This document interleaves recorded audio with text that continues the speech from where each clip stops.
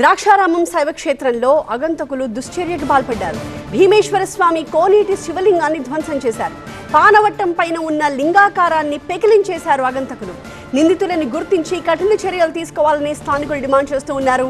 సప్త గోదావరి నదీ తీరంలో ఇలా శివలింగాన్ని ధ్వంసం చేయడం మహాపాపంగా అర్చకులు చెప్తూ ఉన్నారు. అయితే ఎలాంటి ఉద్రిక్తతలు తలెత్తకుండా, భక్తుల మనోభావాలు దెబ్బతినకుండా ముందస్తుగా అక్కడ భారీగా బలగాలనైతే మోహరించారు. డాగ్ స్క్వాడ్, క్లూస్ టీంతో పోలీసులు ఈ ఘటనకు సంబంధించి ఆరా తీస్తూ ఉన్నారు. మా ప్రతినిధి సత్య మరింత సమాచారం అందిస్తారు. సత్య, దీనికి సంబంధించి ఏమన్నా క్లూస్ లభించాయా? ఎవరు చేసుంటారు, ఎందుకు చేసుంటారని దానికి సంబంధించి?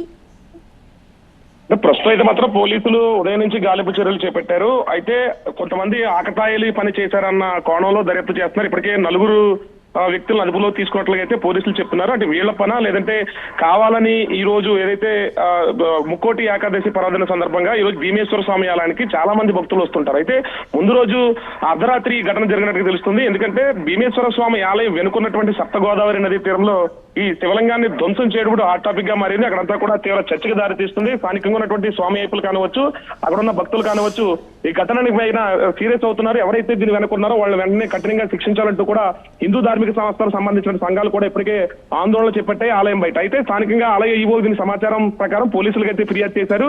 అయితే అక్కడ చెరువు చుట్టూ ఉన్నటువంటి ప్రాంతాల్లోనే కొంతమంది యువకులు సంచరించినట్టుగా అయితే పోలీసులు ఆ చుట్టుపక్కల ఉన్నటువంటి సీసీ కెమెరాలు గమనించి 4 యువకులను అదుపులో తీసుకున్నట్లు తెలుస్తుంది.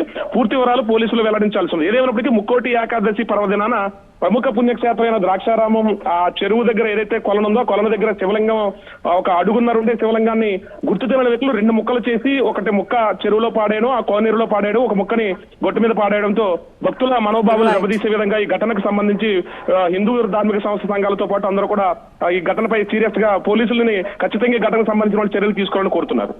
Thank you Satya.